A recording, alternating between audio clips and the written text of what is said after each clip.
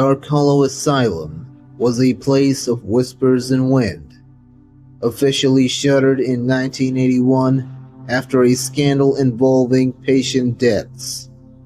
It stood like a rotten skeleton in the hills of West Virginia. Its windows shattered, hallways collapsed, and its name painted over long ago. Urban legends claimed the place was cursed, haunted, even a gateway to hell. It was exactly the kind of place Kevin Reed needed. Kevin ran a moderately successful YouTube channel called Feer Feed. With subscriber numbers plateauing, he was desperate for a viral hit. When he stumbled across an obscure Reddit post mentioning Dark Hollow, he knew he had struck gold. He assembled his crew: Natalie, his skeptical but loyal co-host; Darren, the cameraman; Gina, the techie; and twins, Kylie and Kayla, resident thrill seekers. 6 in total. They rented a van and headed deep into the Appalachian wilderness. The plan was simple: stream overnight from inside the asylum, complete a series of dares in its most notorious rooms, and hope for something spooky enough to go viral. Fog had begun to roll in by the time they arrived. The crumbling facade of the asylum rose out of the mist like a broken tombstone. The wrought iron gate was bent and rusted, just wide enough for the van to squeeze through. "I can't believe we're doing this," Natalie muttered, adjusting her parka. "There's mold, asbestos, and probably a meth lab or two." "Don't ruin the vibe," Kevin said, slapping her back. "This is the real deal. A certified American haunted asylum. The viewers are gonna eat it up." Gina rolled out the tech: night vision body cams, EMF readers, and a drone they planned to fly through the third-floor corridors. As the live stream began, the group stood dramatically before the decaying building. "Welcome to Feer Feed," Kevin announced. "Tonight we explore the infamous Dark Hollow Asylum, site of at least 17 confirmed deaths, countless rumors, and one very real disappearance in 2009. The doors groaned as they pushed them open. Inside, graffiti covered the peeling walls. Rusted gurneys and overtuned wheelchairs littered the floor. The air reeked of mildew and something metallic, blood-like and stale. "This place is a health code violation," Kayla joked, but her voice trembled. The group split into pairs. Kevin and Natalie headed towards the infamous hydrotherapy room, where patients were allegedly drowned during treatments.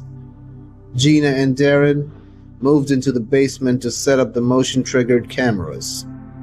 The twins wandered towards the dormitory wing on the 3rd floor. Each team had a body cam, and Kevin kept a tablet to monitor their feeds.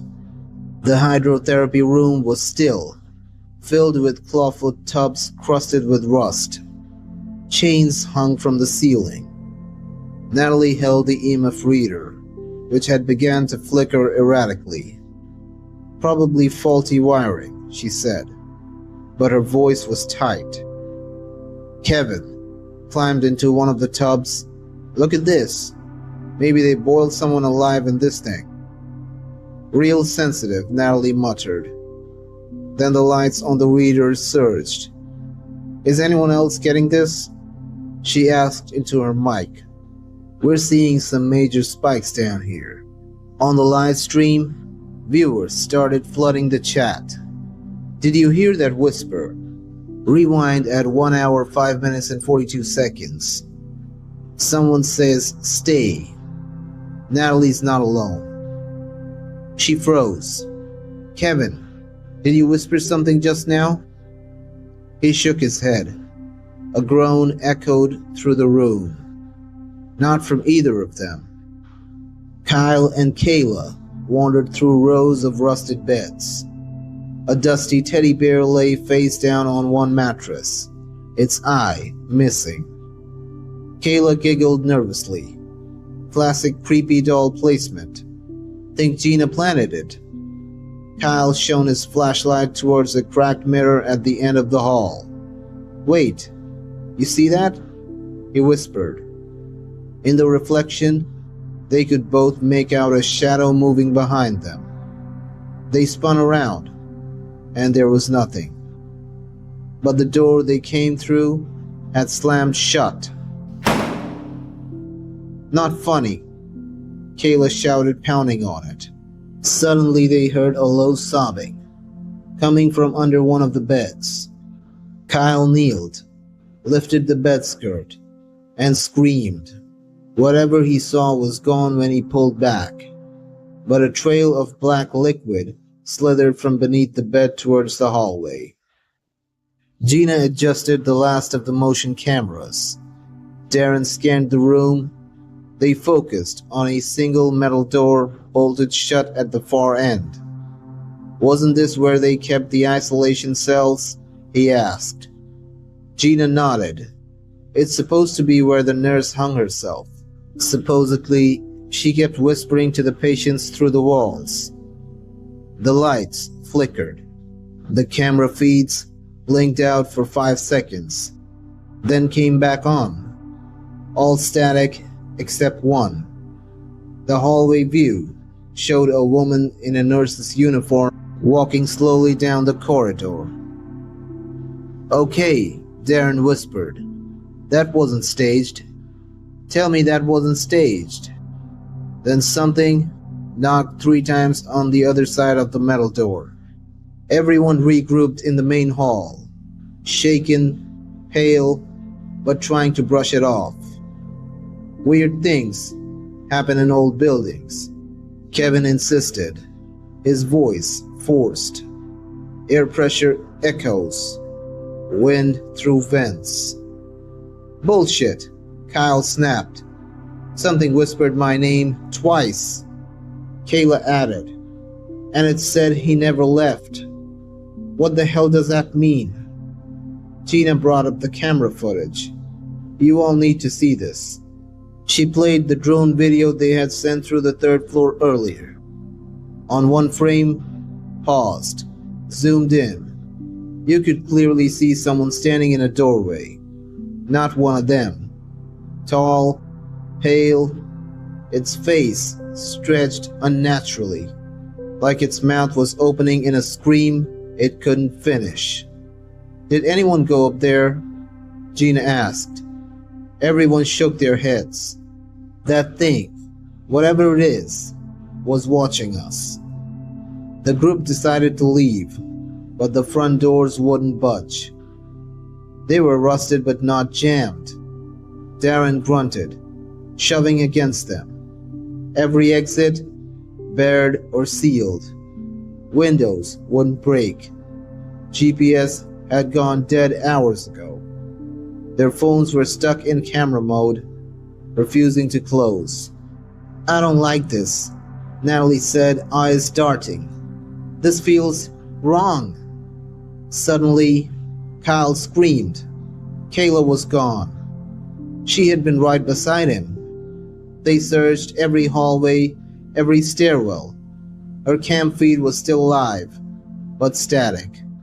Then, movement. Just a few frames, she was in the hydrotherapy room, staring into the mirror. Blood trickled from her eyes. They ran into the hydrotherapy room, but it was empty. Only Kayla's body cam sat on the edge of the sink, still broadcasting. From the hall, a low song began to echo. A child's voice, singing an off-key lullaby. Kevin grabbed the tablet. 2 more feeds went dark. Gina and Darren. Only he, Kyle, and Natalie remained. I saw her, Kyle gasped. She was floating in the air, like the walls wanted her, like they were hungry. Natalie began muttering to herself, pacing in circles. Natalie, Kevin asked. She turned to him, and her eyes were black. They never left, she said. They've just been waiting for company. She collapsed. Kevin dragged Kyle into the control room, one of the only places not completely decayed. They locked the doors behind them. On the monitors, something horrific unfolded. The spirits, or whatever they were, weren't just haunting the asylum. They were mimicking the crew. They saw copies of themselves, walking the halls, whispering, leading them into traps. Kyle sobbed, staring at the screens. We never had a chance. Then, his double appeared on a screen, standing outside the control room door. 3 knocks, then silence. Kevin turned to Kyle. He was gone. No sound, no scream, just gone. As the sun began to rise, the camera showed Kevin sitting against the wall in the fatal position, rocking back and forth. I was wrong, he whispered. I thought this was a show. I thought it was fake. But they're real. They don't want you to leave. They want you to stay. Behind him, shadows writhed in the air, shaping into grotesque forms. The stream cut to black. When police investigated the asylum a week later, no bodies were found, just static-filled cameras, claw marks on the walls, and a single phrase scrawled in blood across a mirror. You're still here. If you enjoyed the video, like and share the video and subscribe the channel. Thanks for watching, and I'll catch you in the next one.